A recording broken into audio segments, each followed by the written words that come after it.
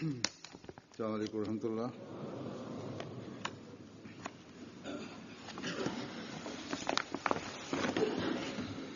أشهد أن لا إله إلا الله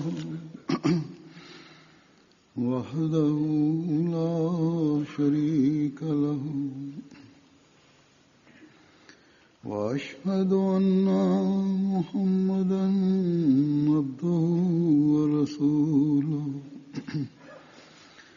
أما بعد فأعوذ بالله من الشيطان الرجيم بسم الله الرحمن الرحيم الحمد لله رب العالمين الرحمن الرحيم مالك يوم الدين إياك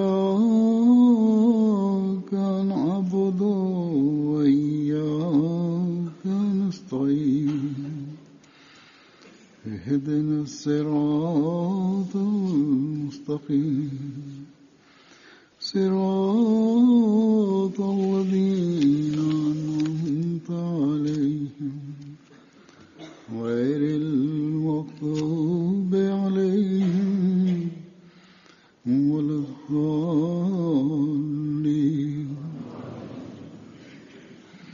شهر رمضان الذي أنزل فيه القرآن هدى للناس وبينات من الهدى والفرقان فمن شاهد منكم الشهر فليصم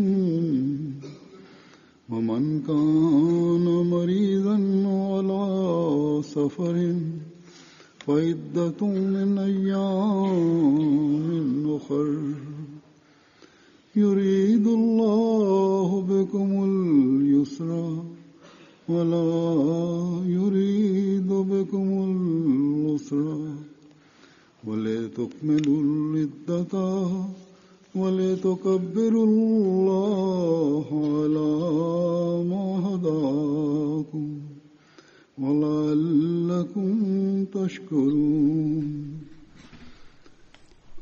Bismillahirrahmanirrahim. Uzur kaže prijevod ovog ajeta glasi ovako: Mjesec Ramazan je onaj u kojem je Kur'an objavljen kao jedna uzvišena uputa za ljude, u kojem je jasno objašnjenje upute i furkan, odnosno razlikovanje istine od neistine.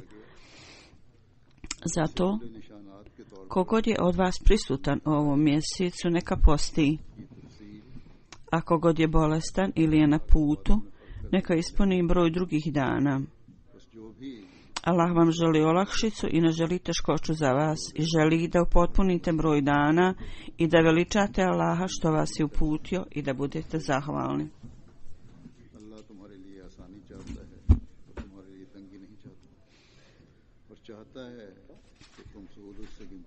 Ovo je bila sura El-Bakara, druga sura časnog Kur'ana, 186. ajet.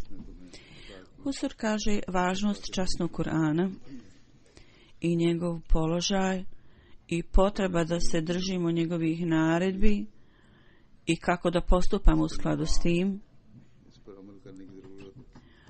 i za koju vrstu ljudi on stvara novi život i ljudski život, kakvi su njegova dejstva, delovanja na ljudski život. Jako je mnogo drugih stvari koje detalje nas Allah pouči u časnom Kur'anu. A zbog toga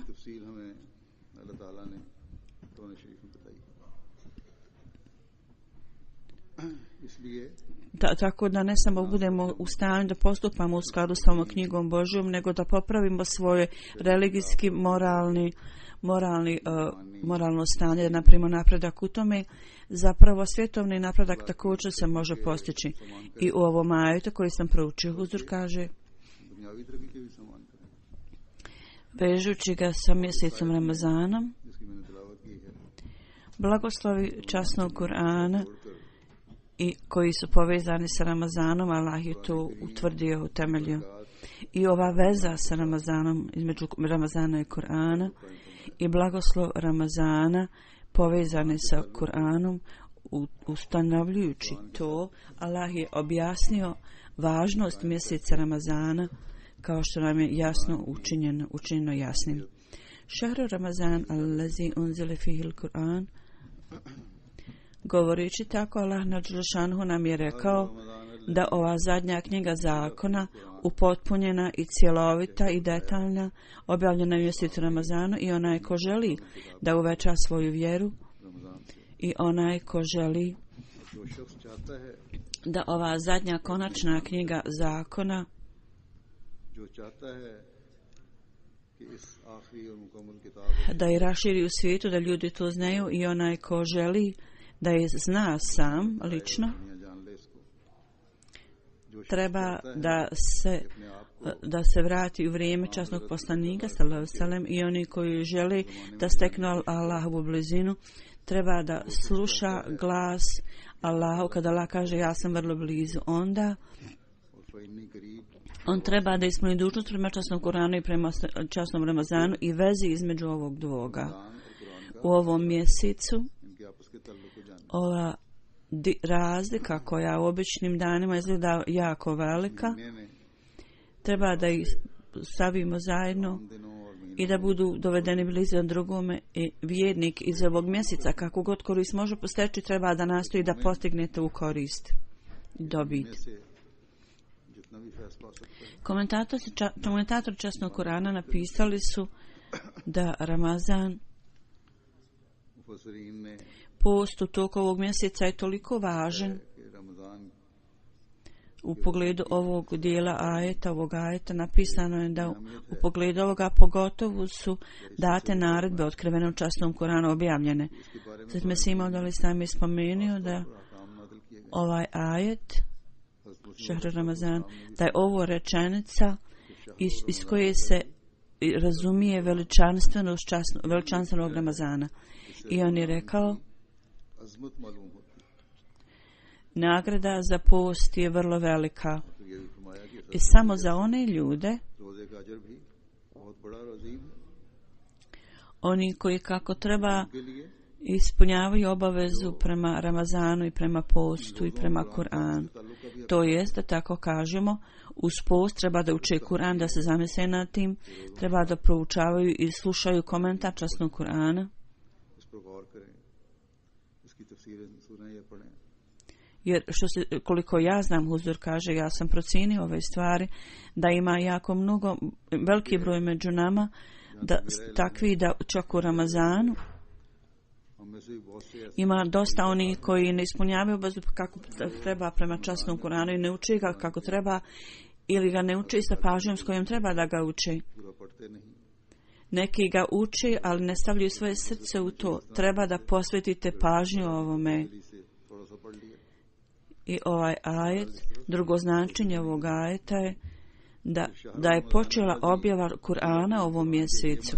Hazret Ajša radijallahu anha također je prenijela da je Hazreti Džibril svake godine u toku mjeseca Ramazana bi dolazio सब यही रिवायत है। i koji god je dio Kur'ana dotle bi objavljen, on bi to ponovio sa časnog Kur'ana, u časnog poslanika. U godini kad je časni poslanik umro, on su 2 puta ponovili ovako u Kur'anu, ova pregled je. ये दौर 2 मरतबा किया गया। Prema tome je plemeniti primjer časnog poslanika sallallahu alejhi ve sellem i sa posebnom željom Allaha dželešanuhu का उसवा और अल्लाह ताला के खास i ovaj sunnet koji je on utemeljio, mi trebamo barem nastojati da proučimo Kur'an jedan put u toku mjeseca. Kao što sam rekao, Huzur kaže, treba da zamislite se nad tim. Ramzan में खत्म करने Samo onda ćemo biti u stanju da se držimo i postupamo prema naredbama časnog Kur'ana भी हम i Allahovim. अल्लाह ताला के Hudan lin nas, अमल करने वाले to je uputa za ljude. Ako se zamislimo na tim, razumjet ćemo, onda ćemo znati da je ovo uputa za cijelo čovječanstvo. Ovo je uputa za one ljude के इंसानों के लिए हिदायत है। koji žele da traže uputu iz toga, iz Kur'ana. Uputa se ne može steći bez učenja i bez razumijevanja. Zbog toga njegovo učenje i da ga razumijemo je neophodno. Jer Allah Đelešanu kaže, Allah Đelešanu je također spomenuo, rekao, ovo je uputa sa veličanstvenim znakovima. Nije dovoljno samo da ga učite i da znate da je uputa tamo. Postoje razlika i argumenti, razlog i argumenti za svaku uputu, za svaku naredbu. Zato treba da ga učite, da se zamišljate. Stvar koja bude razumljena sa argumentom, to može da učinite iz dubine svoga srca, da steknete puno razumijevanje i u cijelosti razumijevanjem, da razumijete u cijelosti duh ove upute. I ova stvar da jasna razlikuje Kur'an donio, da razlikujete između dobrog i lošeg sa jasnim argumentima, znači s ciljem da drugim ljudima raspravljamo i da prenosimo im poruku, bit će onda lakše ako razumijemo časni Kur'an. Na ovaj način ova naredba da činimo džihad časnim Kur'anom može biti ispunjena. Također Allah kaže da je u njemu furkan, znači razlikovanje. Očiti argumenti su u njemu koji čine pravi razliku između vjere i nevjere, nedostatka vjere. I ova razlika je dobro razumljena i objašnjena. Osoba koja postupka prema učenju Kur'ana je drugačija od drugih osobe. Stanje duhovno i moralno će sigurno biti drugačije od stanja druge osobe. I ovo stanje će biti sigurno bolje i više u poređenju sa drugim ljudima. Što se tiče u poređenju s časnim Kur'anom,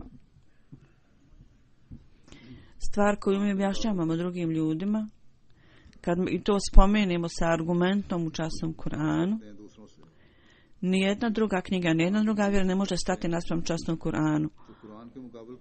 Jer tu su takva uputa i takvo učenje, historijske činjenice su stavljene također u njega, u časni Kur'an, koji u poređenju s drugim religijama, tamo su takvi argumenti u Kur'anu koji dokazuju njegovu uzvišenost i veličanstvenost na jedinstven način.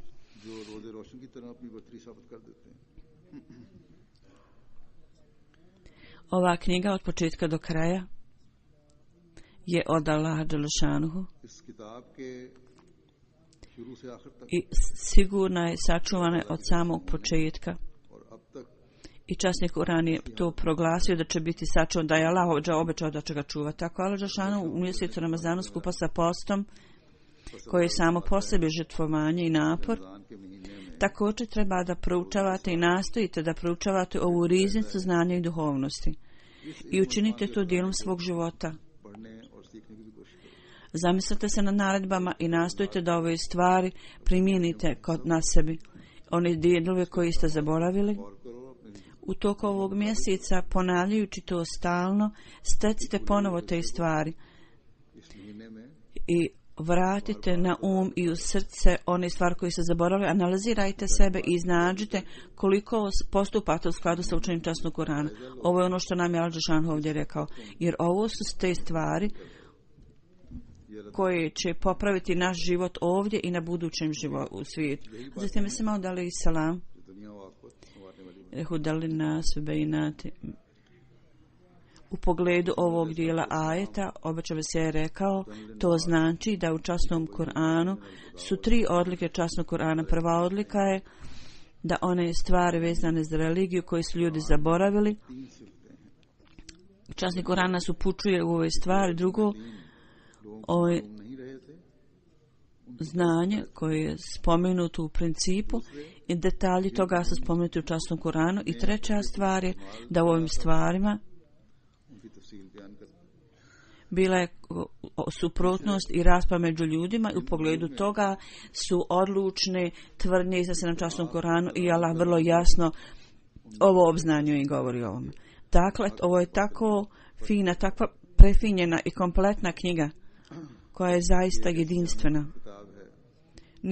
Knjiga nije kao časni Kur'an. Sve je u njemu spomenuto i on popravlja greče prethodnih religija i nedostatak prethodnih knjiga također je ispunjen u njemu, naknadžen. Ovo je Allahov blagoslov da nam se Allah dželešanu stvorio ovo doba, ovo vrijeme i onda nas osposobio da vjerujemo u obećanog Mesija alejhi selam.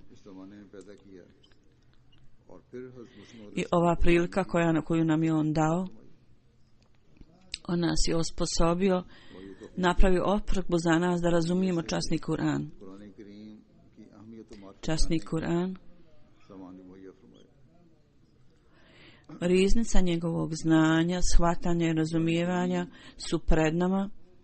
Istinsko shvatanje možemo steći čitanjem, učenjem ove časne knjige.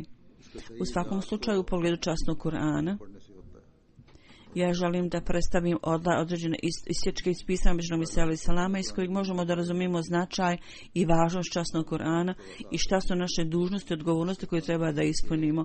Podsjećeni smo o tome. Tako da imajući u vidu sve ove stvari u pogledu učenja časnog Kur'ana i učenjem možemo posvetiti pažnju tome.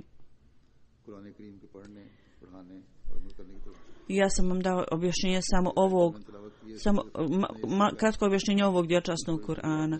Ja ću vam sada predstaviti neki sječki običan Mesija sallallahu. On kaže riječ Hatemun Nebijin koja je upotrebljena vezano časnog poslanika sallallahu, sama ona zahtijeva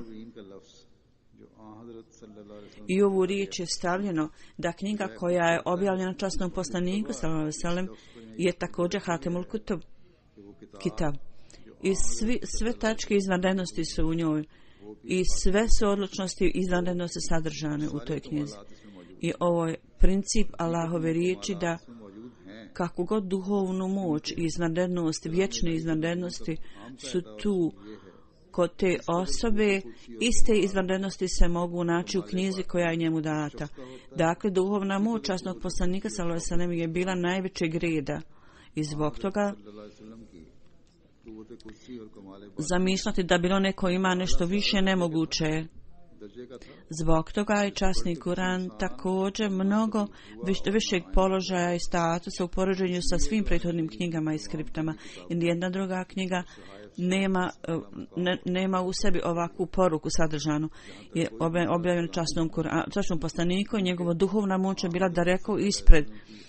I sve ove tačke izvanrednosti su došle do svog kraja i najviše tačke vrhunca.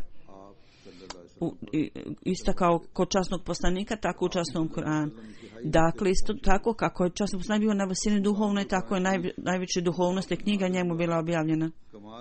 Slično tome, izvanrednost svih učenja i izraza kompletirani su potpunim časnom Kur'anu. On je proglašen kao Hatemun Nebijin i ova knjiga je proglašena kao Hatemul Kutub. I sve ove izjave i tvrdnje izvanrednosti ove knjige ne bi mogle biti moguće u skladu sa svim tim. Ova knjiga sadrži najviše tačke svega ovoga u pogledu rječitosti, predmeta, tema koji su objavljene, učenja i također izvanrednosti učenja. Također plodova ovog učenja ukratko s koje god ugla gledate izvanrednosti u kod časnog Kur'ana, vidjet ćete izvanrednosti njegove. Jedna jedinstvena izvanrednost je časni Kur'an i sadržana u časnom Kur'anu. Allah dželešanu on nije tražio da poredimo časni Kur'an u jednom pogledu, nego u svakom pogledu njegove rječitosti, učenja, značenja učenja, bilo da to bude u pogledu predskazanja ili stvari nevidljivog koji su spomenute sve u časnom Kur'anu. Bilo koji način da gledate, on je apsolutno čudo. Onda, opisujući važnost časnog Kur'ana, obično se kaže, iskreće našu pažnju i kaže da nismo imali časni Kur'an i zbirke hadisa, sve ove stvari da mi možemo predstaviti ljudima, mi ne bi bili u stanju da pokažemo svoje lice svijetu. Mi zavisimo samo o hadisu. Ja sam zamislim o časnom Kur'anu, onda ja vidim da je tu sadržano veliko predskazanje, da je ovo Kur'an koji je vrijedan da se čita, da se uči i ovo doba. To je knjiga koja najviše zaslužuje da se čita, dok druge knjige također će biti prisutne tamo s ciljem da u ovo doba zaštitimo čast Islama i da dokažemo pogrešne aspekte ovih stvari. Druge stvari s pravom ćemo i moći ostati u stranu. I ovo je knjiga koja također pravi razliku između ispravnih i pogrešnih stvari. Da neće postojati nijedna druga knjiga koja će imati ovakve izvanrednosti i odličnosti. Zbog toga napustite sve druge knjige i dan i noć učite Allahovu knjigu. Osoba nema opšte vjere koja ne posvećuje pažnju časnom Kur'anu i on je potpuno izgubljen u čitanju drugih knjiga. Naš džemat treba da radi tako da je važno časnom Kur'anu, da budu zauzeti časnom Kur'anu svojim srcem i dušom. I da potpuno ne možete ovisiti o hadisu. Ovaj uzrok velike tuge i žalosti da važnost nije data časnom Kur'anu kako treba biti data. I uzmite oružje časnog Kur'ana u svoje ruke. To će utemeljiti vašu pobjedu. I ispred ovog svjetla nijedan vrak ne može opstati. Onda u pogledu sredstava reforme, ovo će nam se kažu na mjestu, promjene reforma, kako se to može postići? Odgovor je kroz ibadet, kroz dove koja je stvarni ibadet, stvarne dove, molitve. I on kaže dalje, zamislite se nad časnim Kur'anom, sve je tamo u njemu. Detalji dobrih i loših stvari su tamo, vijesti o informacije o budućnosti su tamo. Dakle, prva stvar je da posvetimo pažnju ibadetu. Pogotovo u ove dane treba da posvetimo pažnju namazu u zajedničkom džematu. Što se tiče časnog Kur'ana učenja u Ramazanu, u toku ovih dana, ako steknete naviku učenja časnog Kur'ana i da se zamislite na tim i također da primijenite ova učenja na sebe, steknete ovu naviku, ovo će biti za vas korisno kasnije u budućnosti. Za vas biti korisno. On je dalje rekao, obačno se ali je rekao, detalji dobrog i lošeg su u Kur'anu i također vijesti o budućnosti, treba da to razumijete.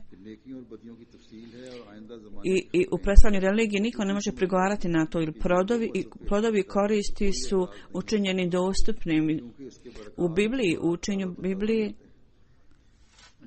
možda je Biblija bila u skladu sa vremenom, međutim ona nije bila korisna za cijelo vrijeme. Ova čast je samo za časni Kur'an, da je on dao lijek za sve probleme i sve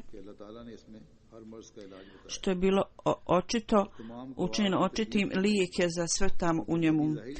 Zato slijedite časni Kur'an i učinite svojom navikom i navikom da slijedite njegove naredbe.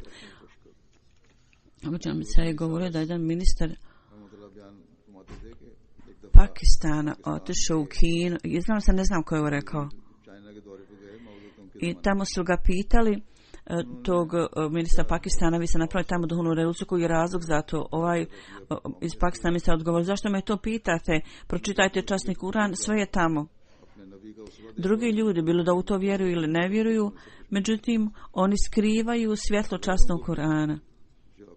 U učenju časnog Kur'ana, koju vrstu revolucije duhovne možete napraviti slijedjenjem časnog Kur'ana, to su čuda. On kaže, to su sigurno čuda koja su navedena u časnom Kur'anu i vrlo su jasna za nas. Dakle, ove pobožne promjene koje su napravljene među ashabima časnog poslanika, slijedjenjem časnog Kur'ana, oni su bili u stanju da po to postignu. Kad pogledamo na ove stvari, ovi ljudi, prije prihvatanja Islama, koja vrsta ljudi su oni bili i šta se dogodilo s njima poslije toga, onda poslije prihvatanja časnog Kur'ana i nakon što su imali blagoslov društva časnog poslanika i također slijedženjem časnog Kur'ana, kako su ove stvari bile promijenjene u njihovom moralu, njihovom vladanju, ponašanju, u njihovom držanju, karakteru. Sve navike koje su oni imali od loših, one su prokrenute u dobre i oni su bili vrlo čisti. i vrlo dobri ljudi. To pokazuje da svi ovi ljudi koji imaju hrđu na sebi, to je bilo uklonjeno i oni su postali jasni i sjajni. Međutim, ovo moramo vjerovati da je ovo bio poseban tretman koji je njima dao Allah dželešanhu. Razlog za to je već on spomenuo društvom časnog poslanika i što su se zamislili nad časnim Kuranom i razumjeli ga. I kaže, ova stvar je također očita na pravednim ljudima, da ovi ljudi koji su bili kao zvijeri ili oni koji su bili nečisti u svom vladanju, ovi ljudi su poslije prihvatanja časnog Kurana, kako su oni postali fini ljudi. I u društvu časnog poslanika i slijedženjem učenja, za kratko vrijeme njihova srca su bila toliko promijenjena da poslije neznanja oni su bili neuporedivog znanja i nisu nikada dozvolili da na putu Allaha dželešanu bilo šta ih omete, ni imanje, ni imetak, ni porodica. Oni su sve to ostavili da zadovolje Allaha dželešanu. Zato su obodvoje stvari, njihov prethodan život i novi život i poslije islama stanje kako se promijenilo, to je jasno spomenuto da pobožna, poštena osoba spontano njegove oči postanu ispunjene suzama. Koja je to bila stvar koja ih je odvela iz jednog dijela svijeta, jednog lica vremena u drugo. Razlog za to je bio da je taj nevini poslanik, čisti poslanik i njegova duhovna moć, da nema primjera tome.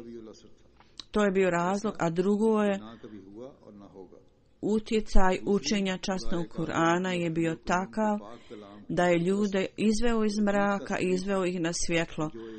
Ovo je bio dojam i djelovanje časnog Kur'ana koji je jednostavno, jedinstveno i bez primjera. Niko ne može dati primjer ravan tome. Je li bilo koja druga knjiga napravila ovakve promjene? Dajte mi dokaz za ovo. Bilo koja knjiga je li donijela takvu promjenu, kakav je Kur'an donio i takvu reformu koju je napravio i očistio ljudi. Milioni ljudi su to doživjeli. Da su ljudi sjeđenjem časnog Kur'ana, blagoslovi Allahovi su se spuštali na srca i ljubav prema Allahu bude stvorena i svjetlost Allahovi se spuštaju na ta srca. I stvar razumijevanja i shvatanja dolazi sa njihovih usana. I oni su potpuno odsječeni od svijeta i povezani sa Allahom dželešanhu. I velika ljubav prema Allahu koja je vrlo čista i bez premca, to bude stavljeno u njihova srca. I ako su oni bića, ako žure da torturišu i sve teškoće ljudi stave na njih, bit svega toga neće biti ništa osim Allahove ljubavi. To je za njih jedino bitno i suština. I možda budu pritisnuti da budu skršeni ako postoji išta takve prirode, jer gnjetavajući ljude da se ognjetu, uništi se bića i suština. Međutim, njihova suština, njihovog bića je ljubav prema Allahu dželešanhu. Ljudi nemaju znanja o tome, koji nemaju znanja o tome su daleko od Allaha. Znanje o Allahu je izuzetna i on objavljuje da je jedan. I kad on kaže, kad ljudi ga mole, on odgovara. I kad se okreću oni Allahu, Allah se okreće također njima. On je milostiviji nego roditelj, da Allah pošalje kišu blagoslova prema njima. I fizička potpora koja im bude data, uz pomoć toga oni su potpomognuti u svakom polju. Zato što su postali Allahovi i Allah je postao njihov. I ovo nije ništa manje nego veliko čudo. Ovo je upravo ista naredba da treba da postupamo u skladu s tim. Samo vjerovanje nije dovoljno. Činjenica je da šta god nam je Allah poučio u časnom Kur'anu, ukoliko i dok muslimani stvarno ne budu pokorni tome, ne mogu napraviti nikakvu vrstu napretka. Što se više udaljavaju od časnog Kur'ana, više će biti udaljeni od puta napretka.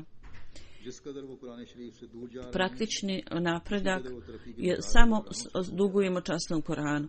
I onda on kaže, Huzur kaže, ja sam ranije pročitao ovaj isječak, da u pogledu časnog Kurana nemojte poduzeti nijedan korak. Ja vam uistinu kažem da od 700 naredbi, ako osoba zanemari samo jednu naredbu, on zatvara vrata milosti prema sebi. Putevi upute i bogobojaznosti budu otvoreni od Allaha dželešanu. Sve ove stvari su počinjene njima. Proučavajte časni Kuran sa razmišljanjem, zamislite se nad tim i volite ga kao što ne volite ništa drugo. Kao što je Allah dželešanu meni rekao u objavi, obično mi se je rekao da je svo dobro sadržano u Kuranu. Ovo je stvar istine, ovo je istina. Idite onim ljudima koji daju prednost drugima na časnim Kuranom i recite im, vaš spas zavisi o časnom Kuranu. Ne postoji nijedna potreba o kojoj nije spomenuti časnom Kuranu i zadovoljenje. Allah će biti svjedok vaš na sudnjem danu i reći će vam jeste li imali vjeru u to ili ste odbili. Osim časnog Kurana nema nijedne druge knjige pod nebom koji vam direktno može dati uputu, koja vam može dati uputu bez pomoći osim časnog Kurana. Časni Kuran je jedinstven u tome. Nijedna druga knjiga vam ne može dati uputu ukoliko ne idete putem časnog Kurana i ukoliko nema spomenjata, nema učenja časnog Kurana, onda nema drugog učenja. Allah kaže, Allah vam je dao blagoslov da vam je objavio časni Kuran i učenom se ja kaže, ja sigurno kažem da je kršćanima data ovakva knjiga, on ne bi bili uništeni. Blagoslovi koji su vama dati, da su umjesto te vrata data njima, jedan dio njih ne bi negirali sudnji dan. Zato imajte puno poštovanje prema ovom blagoslovu. Ovo je veličanstvena riznica i veliki blagoslov Allahov. Da Kur'an nije bio objavljen, onda bi cijeli svijet bio samo kao jedna nečista izraslina, ništa drugo, potpuno beznačajan. Sve je beznačajno u poređenju s Kur'anom. Upisujući se Kur'an, on je rekao, to je takva knjiga koja u to vrijeme kad je objavljen bila je veliki neredi u svijetu, bilo mnogo praktičnih i doktrinalnih suprotnosti i ljudi su bili zavedeni u loša djela, utonuli u loša djela. Onda Allah dželešanu kaže, to jest u prevodu o ljudi, bilo da su ljudi od knjige ili drugi ljudi, svi oni u svojim pogrešnim načelima bili su izgubljeni i veliki nered je bio u cijelom svijetu. Ukratko, u to vrijeme Allah dželešanu je odbio sve pogrešne načela i objavio časni Kuran za našu uputu. U njemu je pobijanje svih pogrešnih religija u suri Al-Fatiha koju učimo na svakom rekatu namaza. Sva načela su spomenuta u njemu, samo kao navod. Onda on kaže,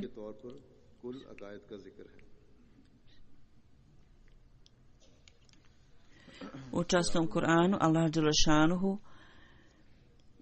način kako je spomenuo da možemo da se postavimo svim neprijateljima i nevjernicima, svim nevjernicima kao naspram imućnim ljudima, moćnim ljudima,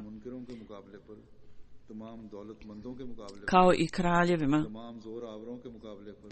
i mudrim ljudima i filozofima i svim sedbenicima religija. Kad Allah dželešanu odabrao poniznog, skromnu osobu koja nije znao ni da čita ni da piše, bez kakve obuke, bez znanja i obrazovanja, Allah je dao obećanje takvoj osobi i rekao, postoji li iko da može imati ikakvu sumnju da sva ova obećanja su bila ispunjena u svoje vrijeme i ispunjavaju. Je li to djelo ljudskog bića? Zatim dalje kaže o načinu učenja Kur'ana, kaže, neko je pitao kako treba da učimo časni Kur'an. On je rekao, učite časni Kur'an sa razmišljanjem i razumijevanjem U hadisu je spomenuto da ima nekih ljudi koji uče časni Kur'an, dok časni Kur'an zapravo njih kune i preklinje. Osoba koja uči časni Kur'an i ne postupa u skladu s tim, časni Kur'an proklinje takvu osobu. Kad su takvi ajeti tu gdje je spomenuta Allahova milost, onda vi tražite milost od Allaha dok ga učite, a gdje je spomenuta Allahova kazna, onda tražite zaštitu od Allahove kazne. Proučavajte časni Kur'an sa razmišljanjem nad njim i postupajte u skladu s tim. Dakle, opisujući ove stvari, kako ovaj cilj učenja Kur'ana može biti ostvaren, on kaže: o ljudi, učite časni Kur'an, nemojte učiti časni Kur'an kao ponavljajući kao papagaj. Neki drugi ljudi čitaju druge religije, čitaju svoje skripte, ali nemaju razumijevanja. Niti razumiju oni koji ga slušaju onda. Nekad kažu nekoliko poglavlja proučasnog Kur'ana, ali ne znaju. Ništa ne razumiju. Neki uče tačno kaf, en, na. To je dobro, to je vrlo dobra stvar učiti časni Kur'an na dobar način, da tačno izgovaramo i na lijep način. I treba ga učiti. Međutim, stvarna svrha učenja je da osoba bude u stanju da razumije značenje. Tako da napravite pobožne promjene u sebi. Vrlo je prelijepa filozofija o časnom Kur'anu i čitav redoslijed kako je on napravljen. Ukoliko ne imate na umu slijed časnog Kur'ana i ne zamislite se nad tim, onda nećete moći da razumijete. I time svrha učenja Kur'ana nije uopšte ispunjena. Onda, upisujući ovu stvar, učenjem časnog Kur'ana bude stvoren ljubav prema Allahu i on kaže: korijen ibadeta je učenje časnog Kur'ana. Jer ako riječi voljenog budu učene, izgovarane, to je sigurno izvor da steknemo ljubav i takva ljubav bude postignuta prema Allahu dželešanu u srcu. I ovo također oslobađa tvrdoći srca. I kaže, treba da jako mnogo učimo Kur'an i tu su gdje je spomenuti ibadet, treba da činite ibadet i treba da tražite od Allaha. Ista stvar koja se spominje u tom ajetu i kad je spomenuta kazna, onda treba da izbjegavate ta loša djela kao rezultat koji su nacije bile uništene. To je recept, to je lijek. Da uklonite tvrdoću svoga srca i da steknete mehkoću. Treba da neprestano molite Allaha i da molite Allaha da postignete sve te stvari. Primjer časnog Kur'ana je kao bašća, da idete tamo da uzmete baštu iz raznih mjesta. Slično tome treba da nastojite da izvučete korist sa raznih mjesta iz časnog Kur'ana. On kaže, nema nikakve potrebe za nikakvu objavljenu knjigu potrebu časnog Kur'ana, on je potpuno savršen i cijelovit. Časni Kur'an je došao u vrijeme kad su razne vrste potreba bile moguće da se dogode, da iskrsnu, da se pojave. I svi postupci i vjerovanje ljudi, njihova postupci, sve je bilo korumpirano i iskvareno. I na najvišem nivou. Zato je također i učenje časnog Kur'ana bilo najvišeg reda. Šerijat časnog Kur'ana, vjerski zakon, je potpun i sve prethodne knjige nisu bile potpune, jer u prethodna vremena ove neredi i ove loše stvari koje su dostigle svoj vrhunac nisu bile u takvom neredu kao što je to bilo u vrijeme objave časnog Kur'ana i za reformu prethodnih religija nije potrebno bilo tako vrhunsko učenje kao u ovo vrijeme objave časnog Kur'ana. Dakle, to je bila najviša tačka i nerida i morala je biti najviša na najvišem nivou uputa. Iako su prethodne knjige bile bez ovih mahana, međutim ova nepotpuna, one su bile nepotpunih učenja i tako da je bilo neophodno da čak ako su bile potpune u to vrijeme, međutim još uvijek je bilo je neophodno da Kur'an bude potpun je bilo određeno i suđeno da on ukloni sve nerede i teškoće u to vrijeme. Nije bilo moguće da bilo koja knjiga poslije toga bude objavljena. Poslije najviše tačke nije moguće da bilo što drugo bude objavljeno ili da nešto dođe što ne može se porediti s časnim Koranom jer je na najvišem nivou. Učenje časnog Korana da je trebalo biti promijenjeno i da neke stvari nisu kako treba razumljene. Ako ovi muslimani, bilioni muslimana, ako padnu u pridruživanje partnera Bogu širk, u to vrijeme potreba za još jednim poslanikom i novim šerijatom bi bilo moguće, međutim ove mogućnosti ne postoje zato što je Kur'an se nije promijenio i nema potrebe više ni za kakvom knjigom. On kaže ovo je glavno vrelo svih blagoslova, istinskih blagoslova i spasa. Greška je ljudi koji ne postupaju prema časnom Kur'anu. Ima grupa među ovim ljudima koji ne postupaju prema njemu i oni su ti koji ne vjeruju, oni ne vjeruju da je on riječ Božja. Ovi ljudi su jako daleko. Međutim, oni koji vjeruju da je ovo riječ Božja i ovo je provjereni recept za spas i lijek, ako ovi ljudi ne postupaju u skladu s časnim Koranom, kako je to onda iznenađujuće? Da ima mnogo ljudi koji ga uopšte nikad nisu pročitali u časni Koran. Dakle, ljudi koji ne vode računa o Allahovoj riječi na taj način, primjer njihov je kao neko kaže ima tamo fontana vrelo gdje je čista voda, hladna, dostupna čista voda i ova voda je lijek za sve bolesti i on sve ovo zna, međutim uprko svema ovome i što je židan i što sve ovo zna i pati od raznih bolesti, on ne ide na tu fontanu, na to vrelo. Kako je nesretna ta osoba i kako je nesretno to što on ne razumije to. Bilo je potrebno da on ide do tog vrela i stavi svoje usne da se napije. Međutim, on je daleko od te fontane kao osoba koja ne vodi računa i nema nikakvog znanja o tome. Dok smrt ne dođe, on ne bude dokrajčen. Dakle, stanje te osobe je takva iz koje treba naučimo pouku. Stanje muslimana je upravo takvo. Oni znaju da je ključ svakog uspjeha časni Kur'an. Mi treba da postupamo u skladu s njim. Međutim, oni ne vode računa. Oni ne vode računa o tome uopšte. Ako neko sa svom iskrenošću i ljubaznošću i iz ljubavi prema ljudima zapravo uz Allahovu naredbu, ako poziva ljude tome, oni njega proglašavaju da je lažov, da je izmišljač i prevarant. Kakva je visina nepravde tu? A kako je stanje takvih ljudi? Muslimani trebaju biti tu i za njih je neophodno u ovo vrijeme da treba da uzmu u obzir ovu fontanu, da je to izvora spasa i da postoji prisutna je potreba da idemo tamo i da se napijemo te vode. Onda bi vidjeli kako Allah bi uklonio njihove teškoće i torture, mučenja. Ja bih želio da muslimani ovo razumiju, da je Allah stvorio ovaj pobožan put za muslimane i da slijedjenjem njega steknu dobro. Kaže dalje istina je da su većina muslimana napustili časni Kur'an, međutim blagoslov časnog Kur'ana i dobro dejstvo je da on daje svježi život. Ja sam poslan da dam dokaz toga i Allah dželešanuhu u prikladno vrijeme on šalje ljude za potporu. I zato što je on dao obećanje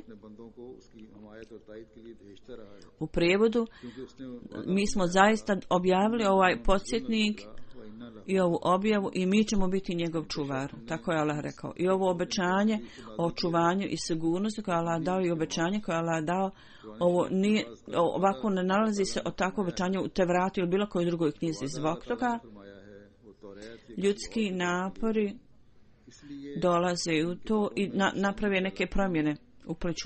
U poređenju s tim, časni Kur'an je savršeno učenje i dokaz toga se uvijek može naći. Sljedbenici druge knjige su napustili svoje knjige, napustili ove stvari koje pokazuju smrt, njihovu smrt. I on obično sad daje drugi savjet i kaže, vrlo važno učenje za vas je, nemojte napustiti časni Kur'an kao nešto napušteno, jer u tome leži vaš život.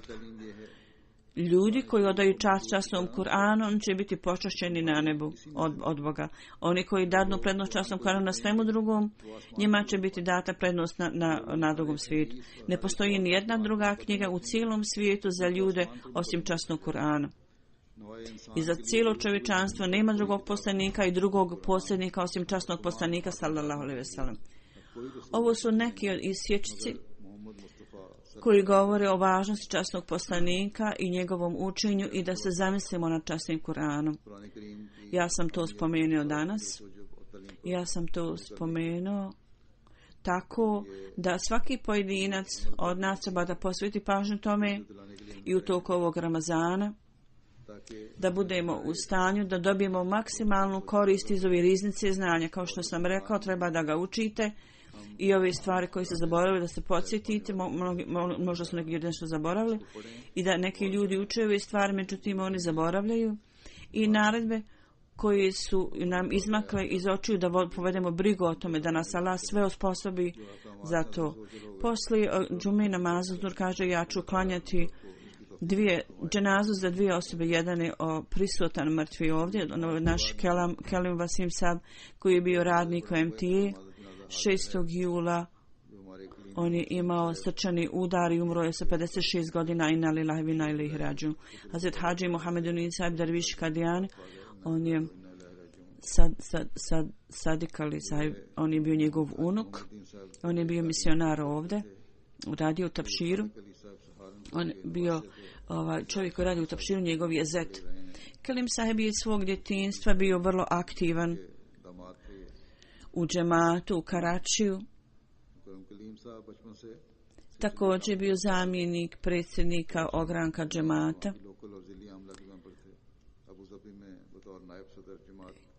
89. je došao u London, onda je bio predsjednik jednog ogranka i također je bio u financijskom odjeljenju i također radio na Jalsa Salani.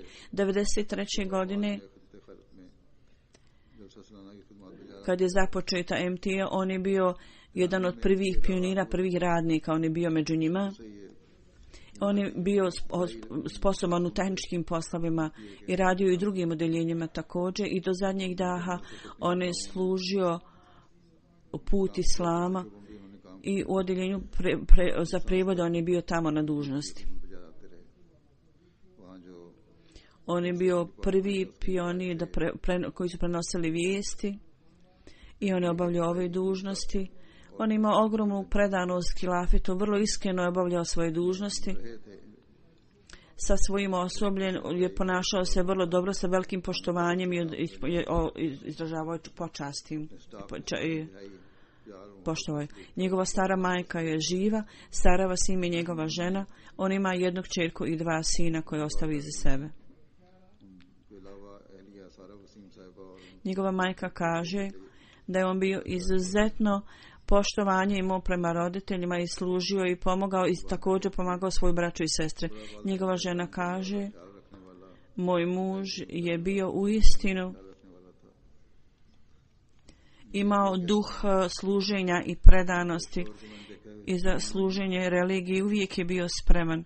Bilo kakav naredba, bilo kakav posao koji bi dobivao, on bi to obavljao sa velikom predanošću i pokornošću. Imao je potpuno povjerenje u Allahovu odredbu i nju je također tješio da se samo ovisi o Allahu i da čini ibadeti Allahu. Gostoprinstvo je bila njegova istaknuta odlika. Kad bi bili gosti, on bi pazio na goste i pozivao bi ih u svoju kuću. Zatim njegova sestra je također napisala da kod njega ne bilo nikakvo izvještačenosti. On je bio iskren i jedna dobra stvar kaže da je bio vrlo naklonjen čitanju knjiga o Čami Salama. Kaže, ovaj jedan čovjek kaže kako je 11 godina radio sa Kelim Sahibom i kaže, ja smatram ga da je vrlo iskren i vrlo predan sluga halifata. Kao stariji, iskusniji radnik, on nikada nije dao na znanje svojim mlađim kolegama da je on iznad njih. On je vrlo ljubazno ih tretirao i podučavao ih poslu. I on kaže jedan put, Kaže, ja sam ga vidio da čisti. Ja sam pazio na aranžman čišćenja i pitao sam ga zašto ti to čistiš kad možeš nekom drugom da očisti. On je rekao s velikom čašću. Kaže, kad je bilo otvaranje ove džamije, ovog kompleksa ovdje, savjet koji je Halifatul Mis dao drugim radnicima, Huzur kaže, on je vidio halifa vremena, to je ovaj Huzur, kaže, Huzur je savjetao pogotovo o čistoći i kad u to vrijeme Huzur, on kaže da ja sam vidio da Huzur je pogledao na mene, ja sam to smatrao da je to pogotovo ta naredba meni. I on je udovoljavao toj naredbi, držao se te naredbe. Onda, jedan put on kaže da je bio je pokazan jedan stari snimak gdje je Hazret Muhammed Mesija alejhi selam i iz govora raznih halifa bil tamo, to jasno ukazivalo da MTA je takva institucija koja promoviše put obećanog Mesija alejhi selama i igra veliku ulogu u tome. Onda pokazujući ovaj snimak, on je počeo da jeca i rekao je kako je sretan Kelim, to jest kako sam sretan ja da radim u ovoj instituciji. Onda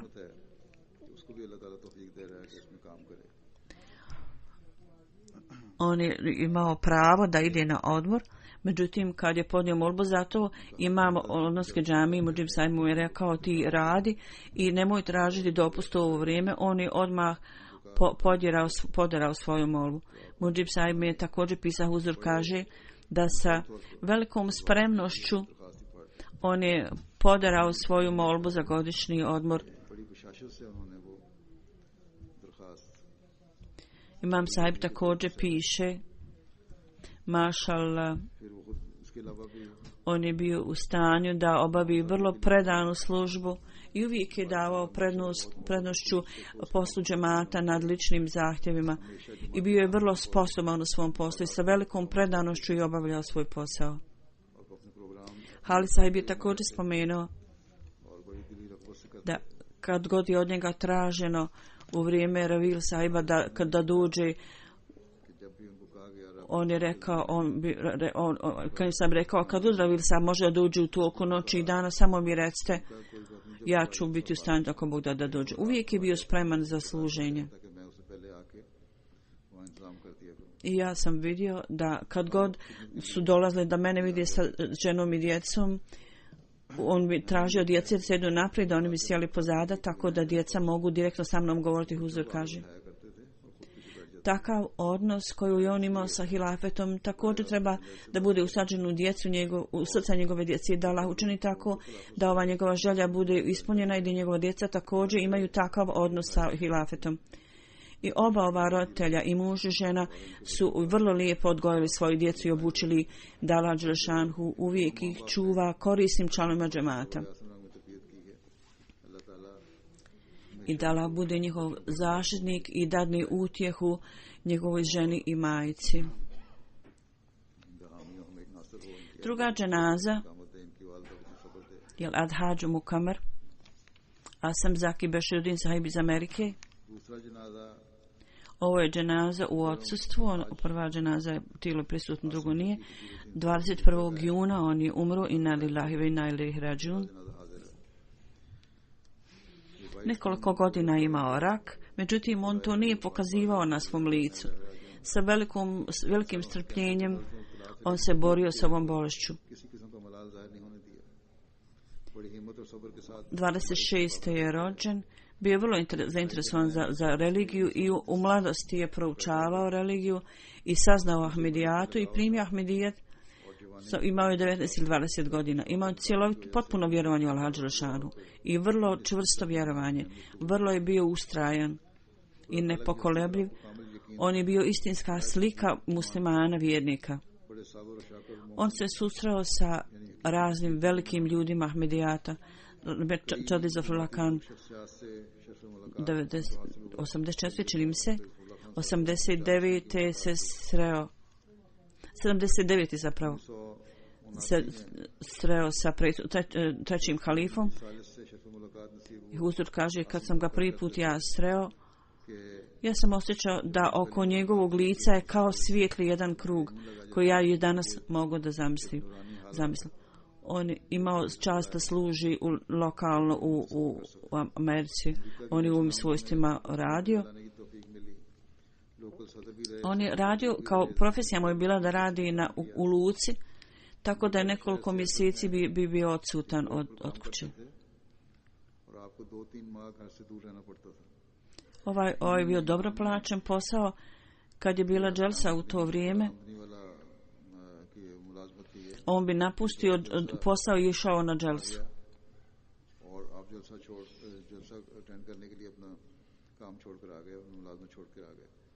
On je učestvovao uvijek u džematskom u poslu džemata.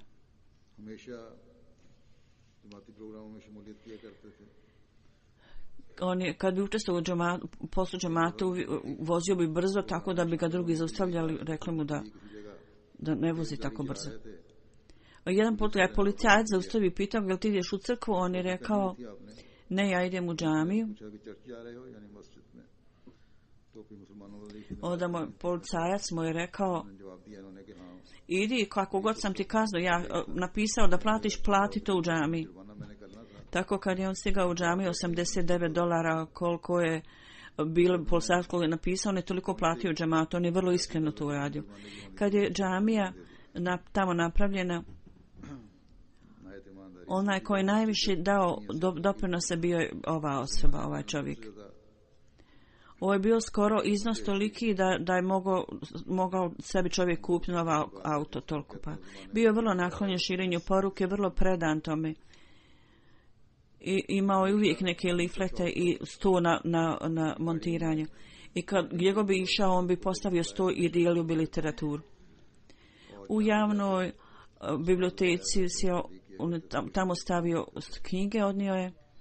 I do zadnjeg momenta on se brinuo o napretku džemata, imao je veliku ljubav prema džematima halifatu i uvijek je savjetovao članove džemata. I govorio, treba da slijedite put zajednice. I ostavio sebe ženu i 4 djece, da je Allah dadne utjehu i da ima Allah dadne utjehu i čvrstinu. I također sposobi njegovu djecu da slijedi put bogobojaznosti. Amin.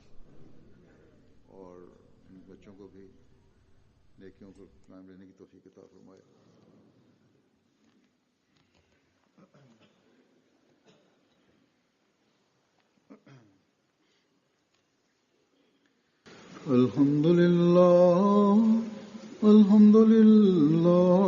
nahmaduhu wa nasta'inuhu wa nastaghfiruhu wa nu'minu bihi wa natawakkalu alayhi wa na'udhu billahi min shururi anfusina wa min sayyiati a'malina. من يهده الله فلا مضل له ومن يضلل فلا هادي له ونشهد أن لا إله إلا الله ونشهد أن محمدا عبده ورسوله عباد الله رحمكم الله إن الله يأمر بالعدل والإحسان وإيتاء ذي القربى وينهى عن الفحشاء والمنكر والبغي يعظكم لعلكم تذكرون اذكروا الله يذكركم وادعوه يستجب لكم ولذكر الله أكبر.